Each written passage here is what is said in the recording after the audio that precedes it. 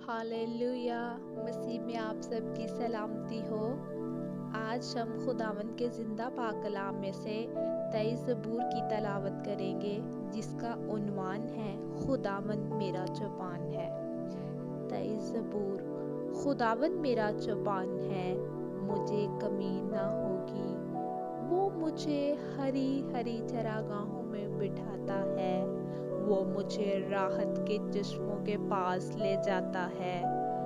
वो मेरी जान को बहाल करता है। वो मुझे अपने नाम की खातिर सिदाकत की राहों पर ले चलता है।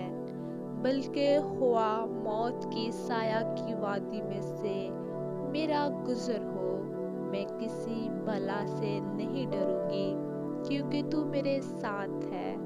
तेरे आसा और तेरी लाठी से मुझे तसल्ली है, क्योंकि तूने मेरे दुश्मनों के रूबरू मेरे आगे दस्तरखान बिछाया है। तूने मेरे सर पर तेल मला है, मेरा प्याला लबरेज होता है। यकीनन भलाई और रहमत उम्र भर मेरे साथ साथ रहेंगी, और मैं हमेशा खुदावंद के घर में सुकूनत करूंगी। आमीन। खुदावंद के पाक कलाम के पढ़े और सुने जाने पर खुदावंद की ढेरों बरकत हों। मसीह में